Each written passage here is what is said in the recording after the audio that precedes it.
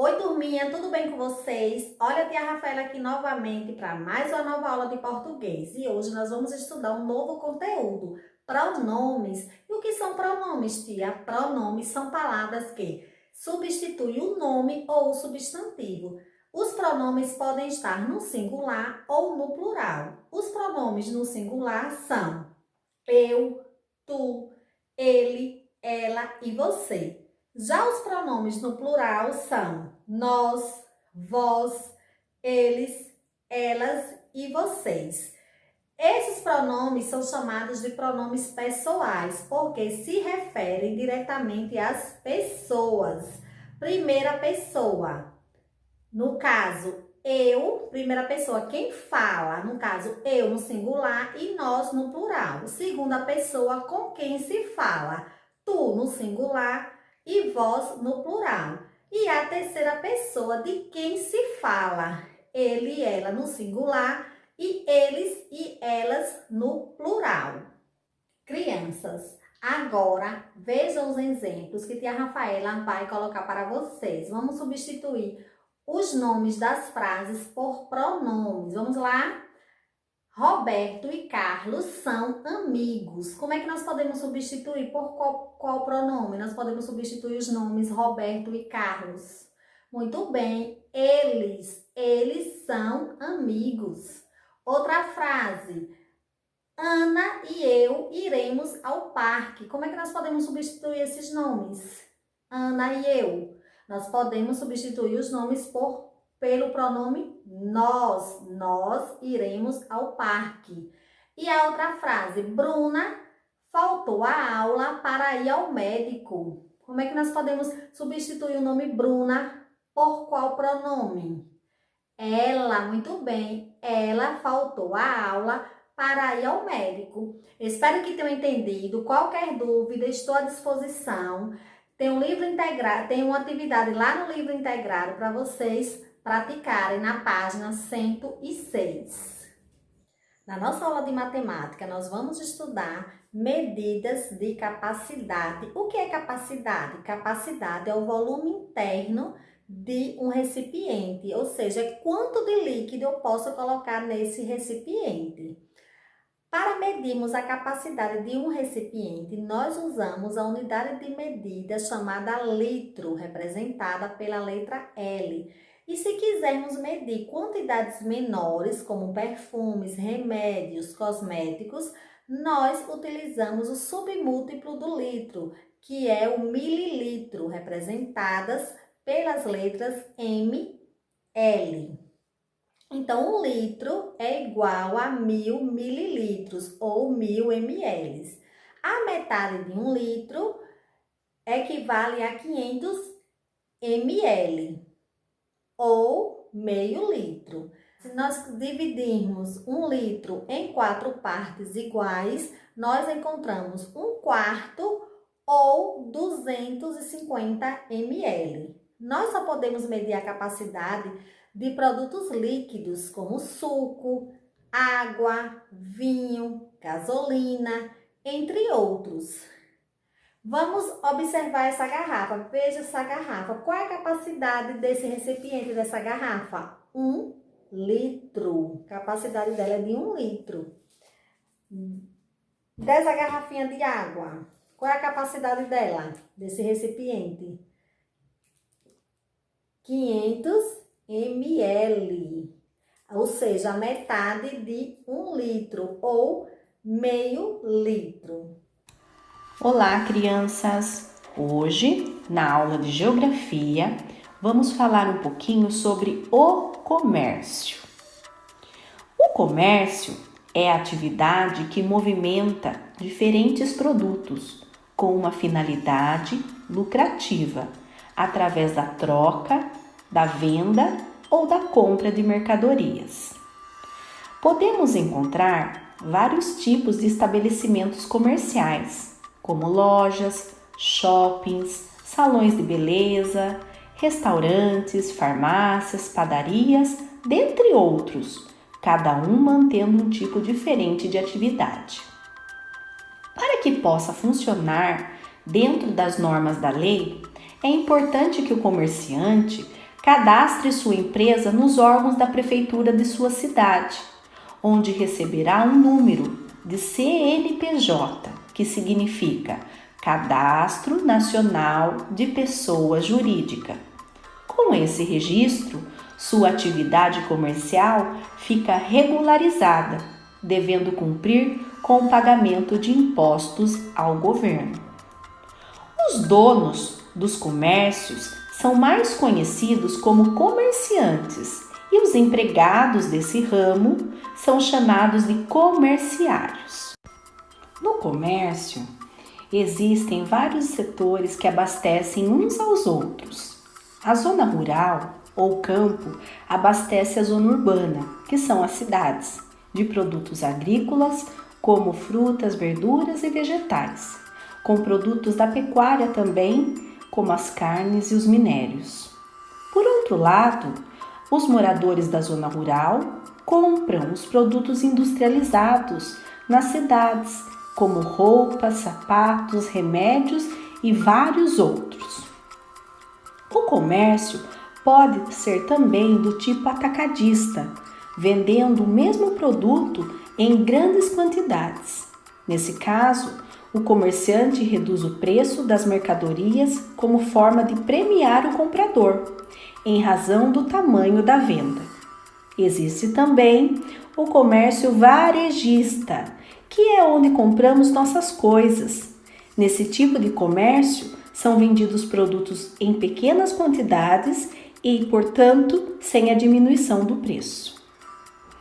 As relações comerciais foram crescendo tanto que hoje em dia podem ser do tipo exportação ou de importação. A exportação é quando vendemos nossas mercadorias para outros países e importação é quando adquirimos ou compramos produtos de outras nações. Também temos o comércio interno, que é feito dentro de um mesmo país. O funcionamento e os vários tipos de atividades comerciais é tão importante que esse tipo de economia permite ao ser humano entrar em contato com outras sociedades.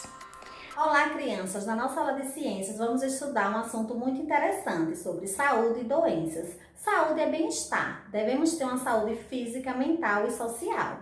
Os fatores que contribuem para termos uma boa saúde são alimentação, higiene e exercícios. Ficamos doentes quando o nosso estado de saúde está alterado, ou seja, quando algo não vai bem no nosso corpo. E ficar doente é muito desagradável, não é verdade? Para evitar as doenças, é importante saber de que forma elas são transmitidas e como devemos evitar o contágio. As doenças têm diversas origens. As doenças causadas por parasitas são chamadas de verminoses, vermes, aqueles bichinhos que ficam na nossa barriga. As verminoses são adquiridas através do consumo de alimentos mal lavados, mal cozidos, água contaminada, falta de higiene. Para evitar as verminoses, devemos andar sempre calçados, lavar as mãos antes das refeições, depois que usarmos o banheiro, comer alimentos bem cozidos, lavar os alimentos crus, entre outros. Agora assistam ao vídeo sobre saúde. Ele é muito interessante, prestem muita atenção. Qualquer dúvida, pode falar com tia Rafaela.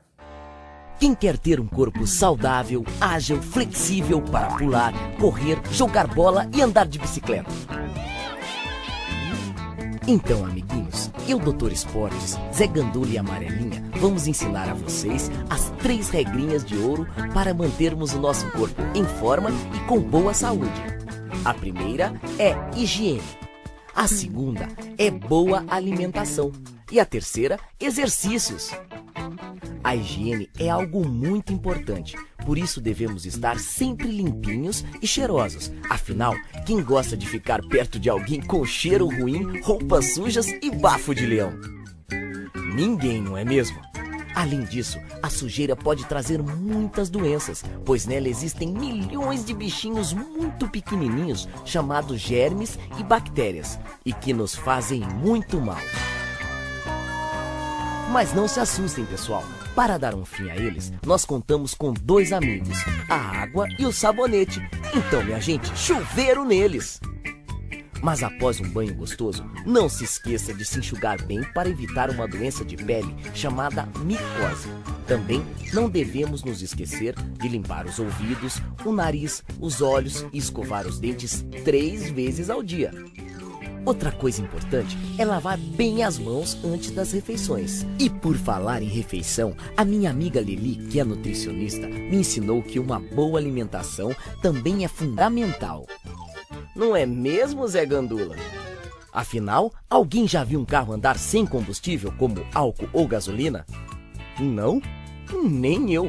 Com o nosso corpo é a mesma coisa. Precisamos de energia para mantê-lo vivo e em movimento.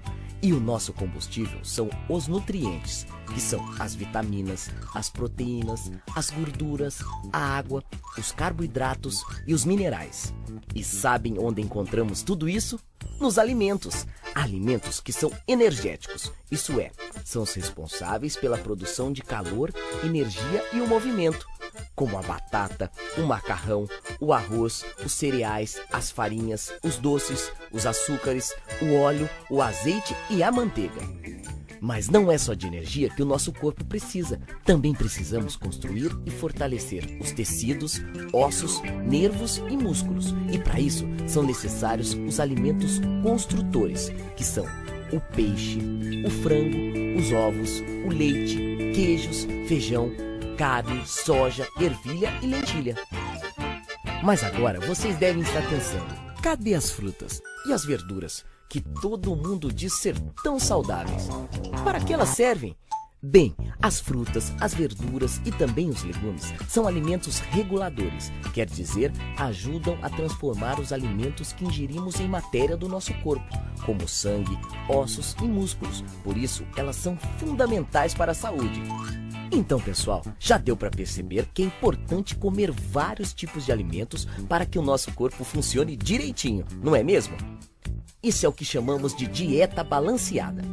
Mas lembre-se, além de escolher o que comer, é importante também saber como comer, sempre mastigando bem devagar, triturando e engolindo os alimentos com tranquilidade. Muito bem, amiguinhos, vocês já entenderam que precisam tanto de limpeza quanto de uma boa comida para ficarem saudáveis. Mas ainda falta uma regrinha de ouro, os exercícios. Afinal, nosso corpo não foi feito para ficar parado. São as atividades físicas que nos tornam fortes e flexíveis. Se ficarmos parados, vamos acabar enferrujados, como uma bicicleta esquecida no fundo do quintal. Além de fazer bem para a nossa saúde, os exercícios também nos ajudam a nos relacionar com os outros, pois nos ensinam a trabalhar em grupo e desenvolver capacidades importantes, como tentar, persistir e tomar decisões. Os exercícios são tão importantes que acompanham a humanidade desde a pré-história, como mostram os desenhos nas paredes das cavernas. E todos os povos, em todas as partes do planeta, desenvolveram diferentes formas de se exercitar, que foram evoluindo com o tempo. Mas não pensem que para fazer exercícios é preciso uma quadra oficial. Na calçada, na praça ou no quintal, podemos improvisar vários jogos divertidos. Vocês viram, amiguinhos, como é fácil, gostoso e divertido mantermos uma boa saúde? Basta obedecer às 3 regrinhas de ouro: higiene, boa alimentação e exercícios. Se fizermos tudo direitinho, nosso corpo nunca irá reclamar e sim nos agradecer, pois poderá desfrutar de todos os sons, cheiros, sabores, toques e cores que a vida oferece.